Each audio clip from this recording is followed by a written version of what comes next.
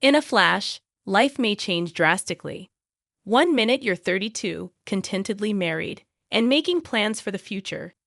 The next, you're a widow deciding whether to have your spouse cremated since his body was too damaged for an open casket. Karen, that's what happened to me. My husband, James, passed away in a vehicle accident 6 months ago, leaving me reeling from the loss and finding it difficult to adjust to this new reality. Funeral preparations, comforting phone calls, and restless nights filled the first few weeks. I don't know how I would have handled the funeral arrangements if it weren't for my parents taking over most of them. Mother had added, "Karen, honey, we've arranged everything with the funeral home," in a softer tone than I had ever heard. "You just focus on yourself right now." My lifeline was the support group for those who have lost loved ones. I used to sit in a circle every Tuesday night with people who could relate to the hollow pain in my chest. During one session, I said, "Some days are harder than others," in a voice that was hardly audible above a whisper. Sometimes I wake up, and for a split second, I forget he's gone. Squeezing my hand, Maria, another group member who lost her spouse 2 years ago, reached across. "That's typical, my dear." Waves of anguish arrive. As the months went by, I began to cope with real-world issues. James had left me plenty of money, an apartment downtown, our suburban home, and a sizable bank account. The idea of spending the entire day sitting by myself in our empty house made my skin crawl, even though I could have resigned my work at the marketing agency. I changed to a part-time job instead, doing just enough to keep my mind busy. The most unexpected shift was in how I interacted with my parents. Compared to my younger sister, Sarah, I had always felt like an afterthought growing up. They never missed any of her school plays or dance recitals, but my academic accomplishments hardly merited a congratulations. However, something changed after James passed away. I immediately agreed when they asked if I could provide them with a $1,500 monthly deposit to assist them out financially. My parents' weekly dinner gatherings had settled into a cozy pattern. Dad would pour the wine, Mom would prepare her delicious pot roast, and we would discuss everything and nothing. I felt like I had their undivided attention for the first time in my life. "Karen, tell us more about that new project you're working on," Dad would say, actually interested in my work for once. "The marketing campaign's going well," I'd share, savoring these moments of connection. "My boss thinks it might bring in several new clients." But everything shifted the night Sarah joined us for dinner. My younger sister walked in, 7 months pregnant, her presence immediately commanding the room like it always had. She'd been living in a rented apartment across town, and I hadn't seen her since James's funeral. "Sarah, sweetie, sit here."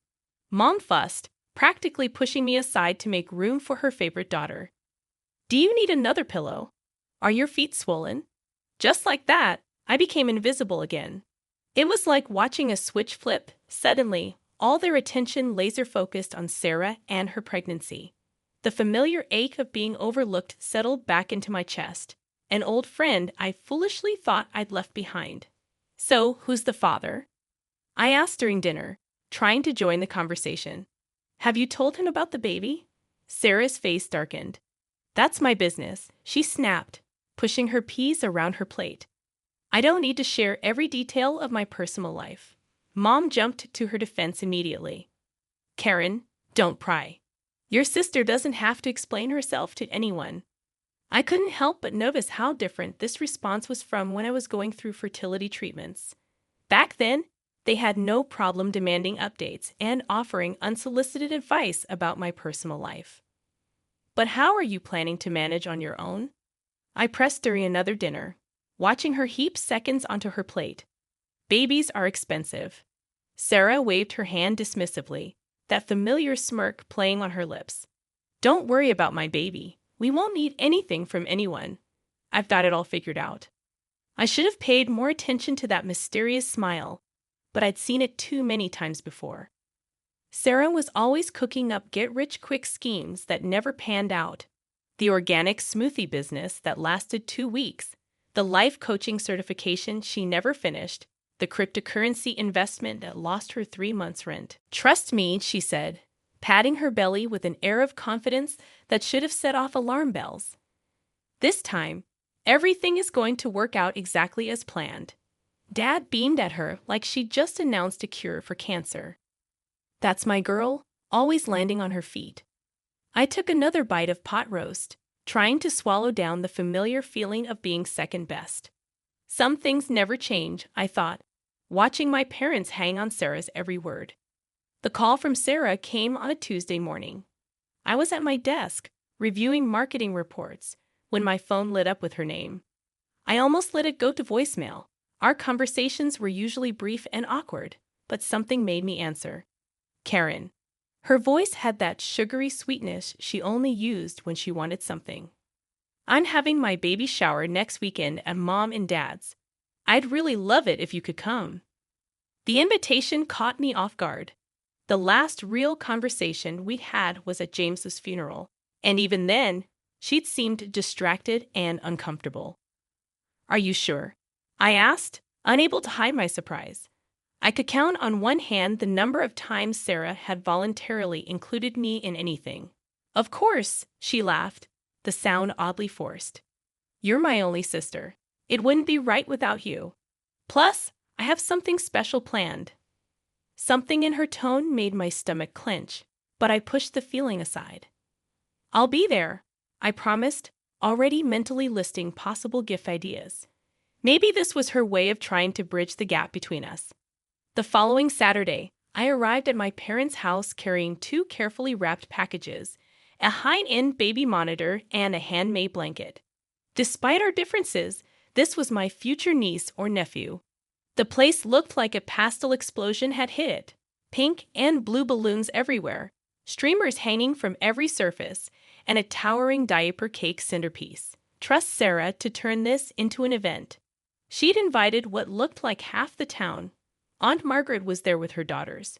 Mom's bridge club friends occupied the sofa, and Sarah's old college roommates clustered around the punch bowl, giggling over some shared memory. "Time for games," Sarah announced, wading through the crowd in a flowing maternity dress that probably cost more than my monthly rent. She was glowing, but there was something predatory in her smile that made me uneasy. Her eyes kept finding mine across the room, holding my gaze a beat too long. We played all the traditional baby shower games, measuring Sarah's belly with string, guessing the baby's birth date, and that horrible melted chocolate bar and diaper game. I won the belly measuring contest, which seemed to irritate Sarah more than it should have. Throughout it all, she kept shooting these strange looks my way, like she was waiting for something. After the gifts were opened, Sarah cooing over each onesie and baby gadget with theatrical enthusiasm, she reached my present. She held up the blanket, running her fingers over the intricate pattern. Then she clinked her glass for attention. The room fell silent, and my heart started racing for no reason I could name. The air felt suddenly thick, hard to breathe. "I want to thank everyone for coming today," she began, one hand resting on her swollen belly. "But there's something else I need to share. I think it's time everyone knew who the father of my baby is." My heart started pounding. Sarah's eyes locked onto mine, and in that moment I knew. I knew before the words left her mouth, but that didn't lessen the impact. "The father," she said, her voice ringing through the suddenly silent room, "is James Wilson, Karen's late husband." The world tilted sideways. Through the roaring in my ears, I could hear gasps and whispers from the guests. Aunt Margaret's hand flew to her mouth. Sarah's college friends huddled closer together, whispering frantically. But what hit me hardest was the lack of surprise on my parents' faces.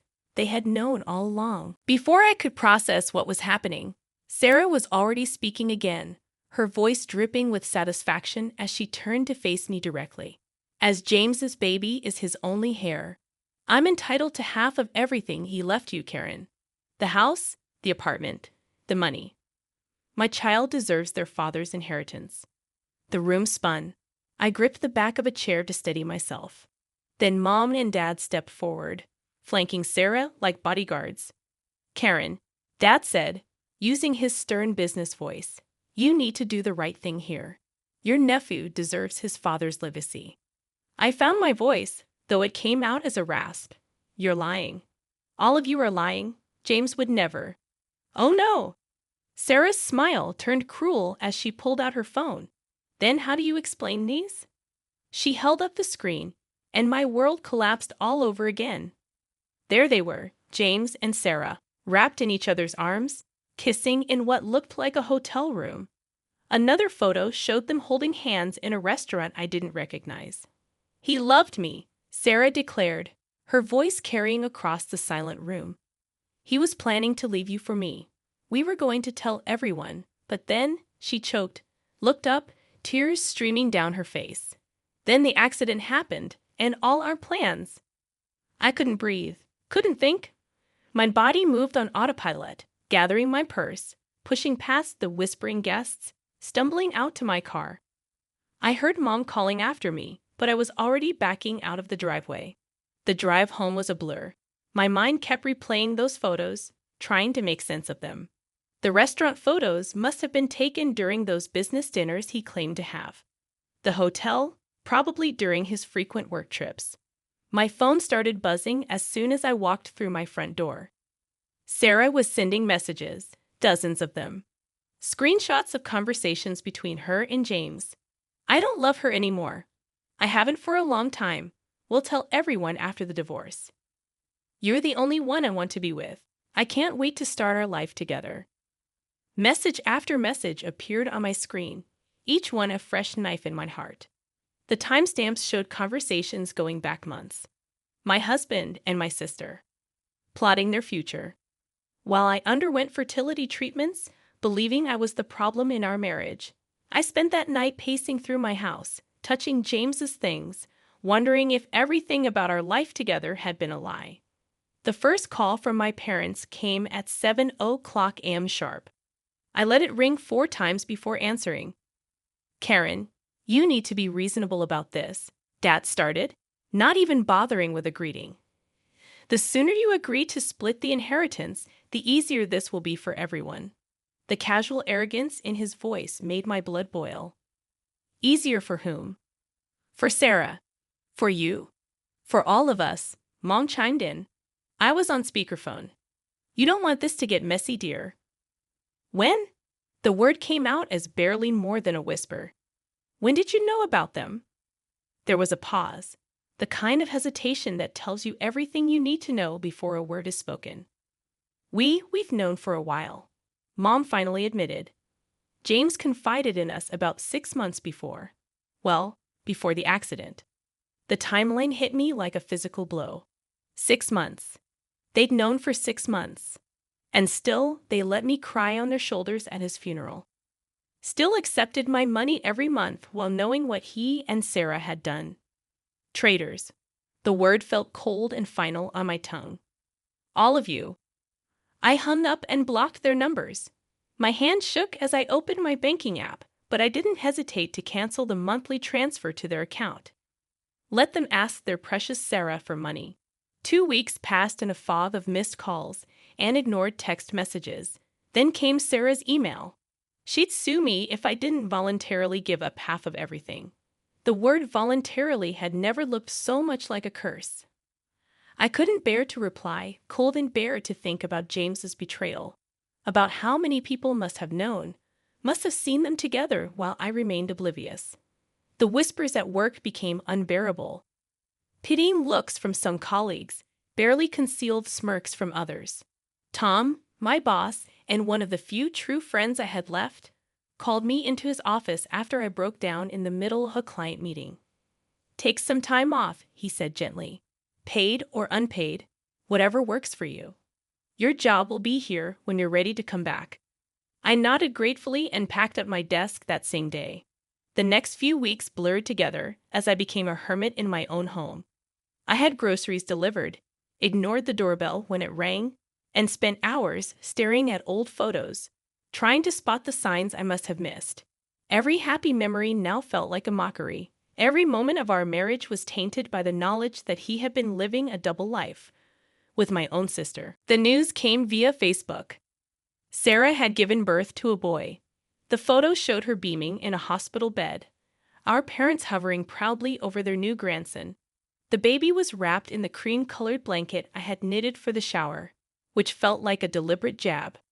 I closed the app before I could read the comments, but not before noticing she'd named him James Jr.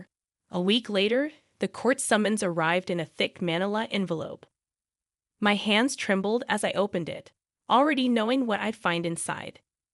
Sarah was suing for half of everything James had left me, claiming her son's right to his father's inheritance. The legal language was cold and precise, laying out her demands in stark black and white. She wanted the house, half the money, and partial ownership of the downtown apartment. I spent 3 days researching lawyers before settling on Richard Martinez, who came highly recommended for handling complex inheritance cases. "Miss Wilson," he said, shuffling through the papers on his desk, his expression carefully neutral. "I have to be honest with you. Your sister has compelling evidence of a long-term relationship with your late husband, text messages, photos, witness statements, including your own parents." He paused, adjusting his wire-rimmed glasses. In inheritance cases like this, proof of an intimate relationship combined with a biological child, well, the courts tend to be sympathetic. I was still processing this devastating news when my phone rang that evening. Unknown number. "Hello. Is this Karen Wilson?" A woman's voice. Unfamiliar, but somehow striking a chord of recognition. Something in the cadence, the tone, made my heart skip. "I'm Elizabeth Parker, James's mother." The world tilted sideways. I gripped the kitchen counter for support.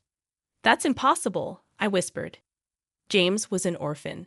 He told me his parents died when he was young. He grew up in foster care. Another one of his lies. "I'm afraid." Her voice was bitter but not unkind. "Would you be willing to meet with me? There are things you need to know, things that might help you." We arranged to meet at a small cafe downtown the next morning, neutral ground. I arrived early, my stomach in knots, ordered a coffee I couldn't drink, and nearly dropped the cup when she walked in. The resemblance was uncanny. James had her eyes, her smile. Even the way she carried herself, she moved with the same fluid grace I'd always admired in him. "I was at the funeral," she said after we'd settled into a corner booth, far from curious ears. Back row, black dress and veil. I couldn't bring myself to approach you then. James and I hadn't spoken in years. I remembered her suddenly, the solitary figure who'd slipped out before the service ended. I'd been too lost in my own grief to wonder who she was, but now, the memory crystallized with perfect clarity. The elegant woman in black, standing apart from the other mourners, her face hidden behind a dark veil. "Why are you coming forward now?" I asked, trying to keep the suspicion out of my voice.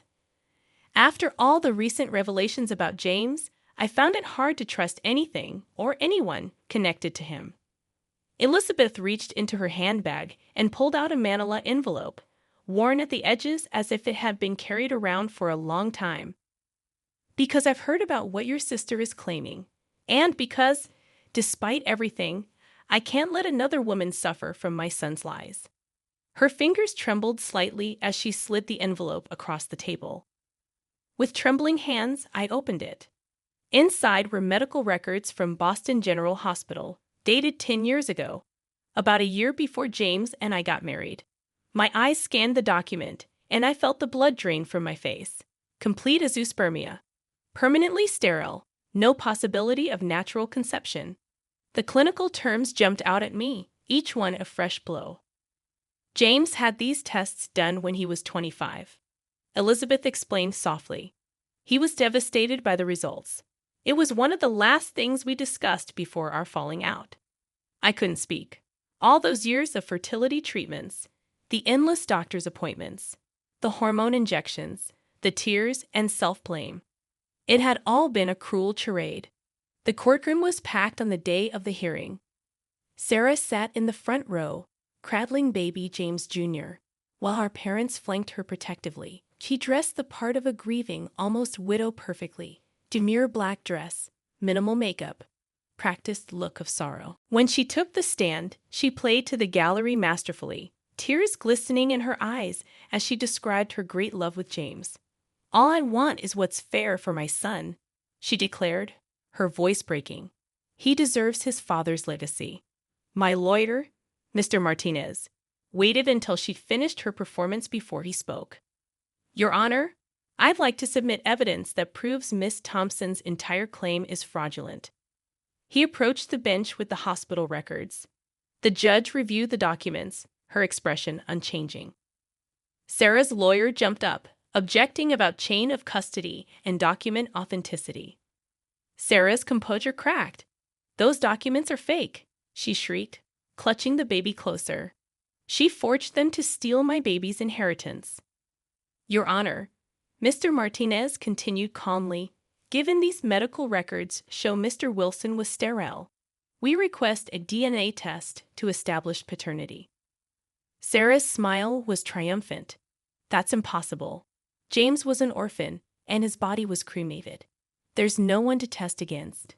"Actually," Mr. Martinez said, gesturing to the gallery, "I'd like to introduce Elizabeth Parker, James Wilson's biological mother." Elizabeth stood, and a murmur ran through the courtroom. Even from where I sat, I could see Sarah's face turn ashen. "I'm willing to submit to a DNA test," Elizabeth announced clearly, "to determine if this child is my grandson." The judge nodded. "DNA testing is ordered. We'll reconvene when the results are available." Sarah swayed slightly in her seat, all color drained from her face. Our mother rushed to support her, shooting me a venomous look. But for the first time since this nightmare began, I felt hope. The courtroom was silent as the judge opened the envelope containing the DNA test results. Sarah sat rigidly in her chair, the baby sleeping peacefully in her arms, unaware of the drama unfolding around him. "The results conclusively show," the judge announced, her voice clear and firm, "that there is no genetic relationship between the minor child and Mrs. Elizabeth Parker. Therefore, it can be concluded that James Wilson was not the father of this child." A collective gasp filled the room. Sarah's face crumpled as she began to sob, mascara running down her cheeks. "Miss Thompson," the judge's voice had turned stern, "would you care to explain why you perpetrated this fraud upon the court?" Sarah clutched the baby closer, her voice barely above a whisper. "I was seeing several men at the time. When James died and was cremated, I thought no one would ever know. He had money, and I needed. So you attempted to defraud your own sister." The judge's disapproval was palpable. "And used your parents as unwitting accomplices in this scheme?" "I just wanted security for my baby," Sarah whimpered. But her performance had lost its power. Even our parents looked stunned, finally realizing the extent of her deception. The judge's ruling was swift and unequivocal. This court finds in favor of the defendant, Karen Wilson. All claims to Wilson's estate by Sarah Thompson are dismissed with prejudice.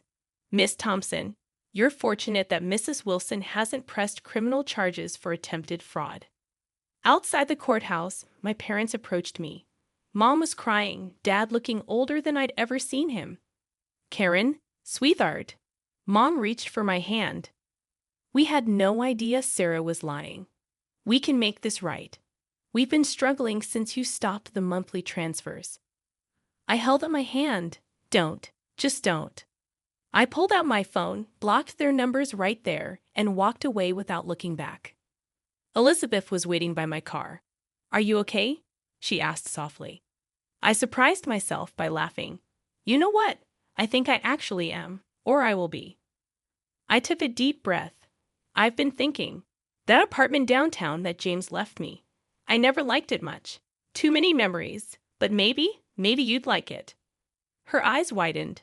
"Karen, no, I couldn't possibly." "Please," I insisted. "You gave me back my life with those medical records. Let me give you something in return." When I handed her the keys a week later, she broke down crying. "I never thought I'd have a daughter," she whispered as she hugged me. "That was 3 months ago. My family still tries to reach me through mutual friends and distant relatives, but I've cut those ties too." Sarah sent a letter claiming she's changed, that she's sorry, that she needs help with the baby. I threw it away unopened. Instead, I have weekly dinners with Elizabeth. We're getting to know each other, sharing stories about James, the good and the bad. She's helping me see that while he wasn't the man I thought he was, that doesn't invalidate all the happy moments we shared. Yesterday, I finally packed away James's remaining things. Elizabeth helped me donate some to charity and store others in the attic. As we worked, she told me stories about James as a little boy, before the lies began. It helped somehow to know that version of him existed. I'm not ready to date yet, but I've started living again. I returned to work full-time, joined a hiking club, and am planning my first solo vacation. Sometimes, when I look in the mirror, I barely recognize the woman looking back at me. Life has a way of surprising you. I lost the family I was born into, but gained a new one I never expected. It's not the life I planned, but maybe it's the life I was meant to have all along.